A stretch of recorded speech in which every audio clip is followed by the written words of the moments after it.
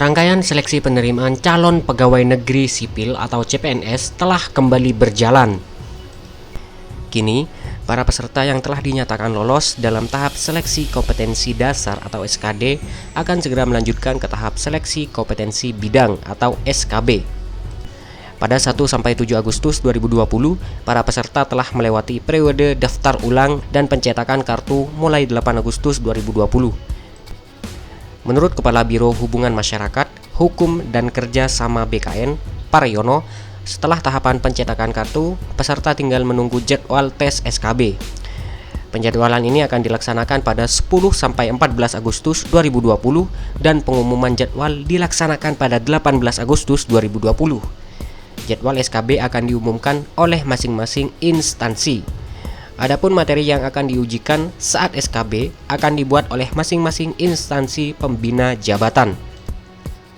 Sementara terkait dengan materi pokok SKB, dijelaskan surat edaran terbaru dalam Sekretaris Kementerian PANRB. Informasi tentang materi pokok pada surat edaran baru Kementerian PANRB diunggah oleh akun @bkdjatim. Dalam unggahan tersebut terdapat tangkapan layar dari surat edaran Kementerian PANRB nomor B-SM-2020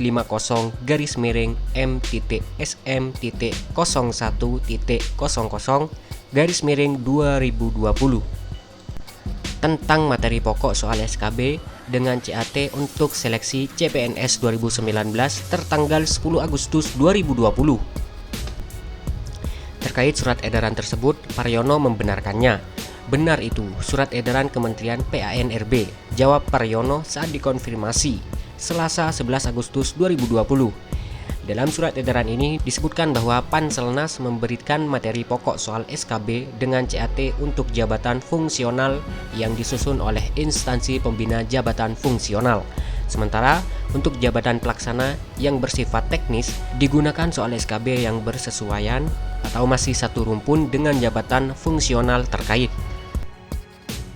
Penyusunan soal ini didasarkan pada Permenpan nomor 23 tahun 2019 tentang kriteria penetapan kebutuhan pegawai negeri sipil dan pelaksanaan seleksi calon pegawai negeri sipil tahun 2019. Dalam surat edaran ini dirinci tiap-tiap jabatan fungsional beserta dengan materi pokok SKB. Misalnya, untuk posisi analisis kepegawaian terampil, materi pokok yang diujikan kemampuan umum, yakni pemahaman kebijakan dan manajemen ASN mencakup prinsip dasar ASN, kelembagaan ASN, manajemen ASN, dan sistem informasi ASN. Kemampuan khusus, yakni pemahaman kerangka kerja manajemen SDM aparatur strategik, mencakup manajemen SDM berbasis sistem merit, human capital management, competency based, talent based, strength based, HR management. Pemahaman kerangka kerja analisis dan perancangan organisasi publik, pemahaman kerangka kerja analisis dan proses kebijakan bidang SDM aparatur. Sebelumnya, pada Maret lalu, Badan Kepegawaian Negara atau BKN sempat memberikan petunjuk materi yang akan diujikan dalam SKB melalui unggahannya.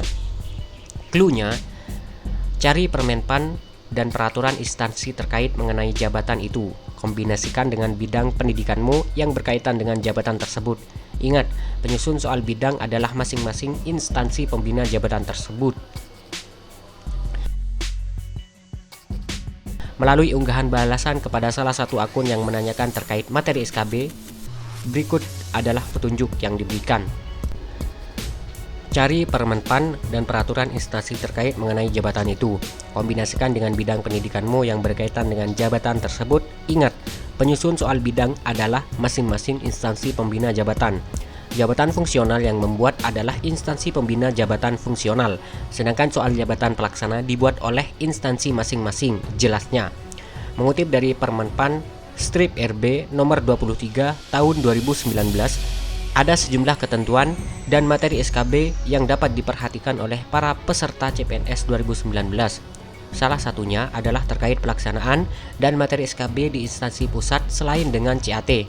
Pelaksanaan dari materi SKB di instansi pusat selain dengan CAT dapat berupa tes potensi akademik, tes praktik kerja, tes bahasa asing, tes fisik atau kesamaptaan, psikotes, tes kesehatan jiwa, wawancara. Hal tersebut sesuai dengan yang dipersyaratkan oleh jabatan yang dilamar, dengan paling sedikit 2 jenis atau bentuk tes.